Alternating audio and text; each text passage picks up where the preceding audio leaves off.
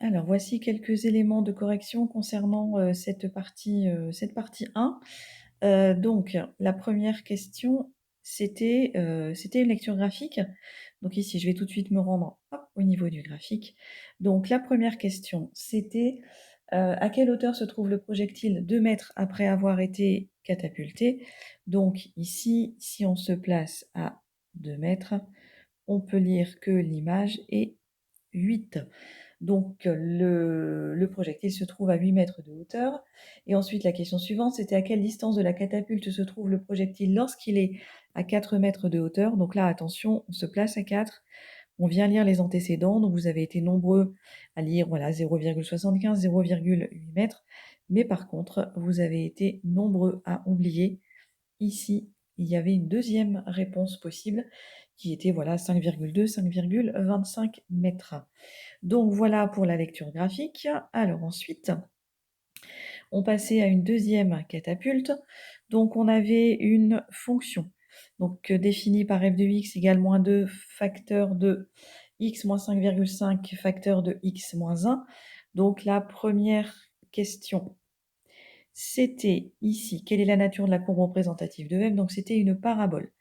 On devait préciser l'allure de la courbe représentative de f. Donc en fait ici, petit a est égal à moins 2, il est négatif. Donc la parabole était tournée vers le bas. D'accord? Je vous rappelle que vous avez tout le détail en document PDF sur le NT de ce corrigé. La valeur des racines de f de x, donc ici, première parenthèse x moins 5,5, donc une première racine égale à 5,5.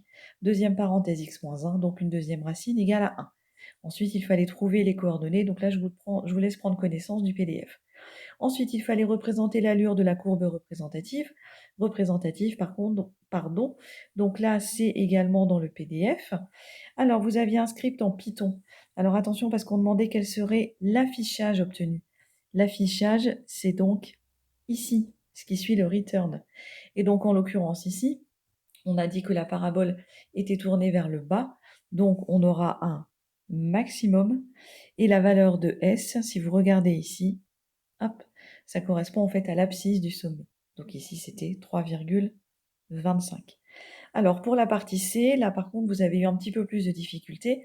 Donc une cible a été placée au bout d'un mât. Cette cible peut être assimilée à un point de coordonnées 4,5 et 7. Quelle catapulte faut-il choisir pour être sûr d'atteindre cette cible? Et donc là, si je reprends le corrigé, donc vous avez, hop, ici, donc vous avez la première catapulte en noir et vous avez la deuxième catapulte en rouge. Et donc effectivement, par lecture graphique, c'est ce que beaucoup d'entre vous ont fait. Si je place ici 4,5, donc moi, tracé par ordinateur, voilà, on voit le léger décalage. Vous avez tracé à la main, donc on pouvait avoir l'impression que le point de coordonnées 4,5 et 7 appartenait aux deux paraboles. Mais attention, la catapulte 1, vous n'aviez que la représentation graphique tracée en noir.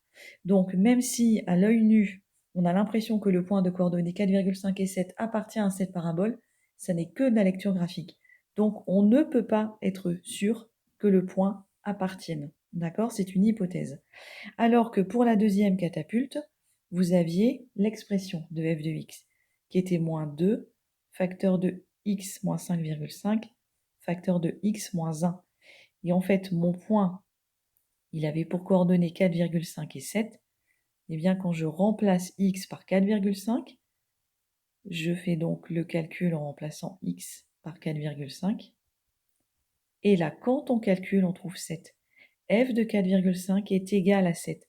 Donc ça veut dire que mon point, il appartient bien à la représentation graphique de ma fonction. Et cette fois-ci, ça n'est pas de la lecture graphique, donc cette fois-ci, c'est une certitude.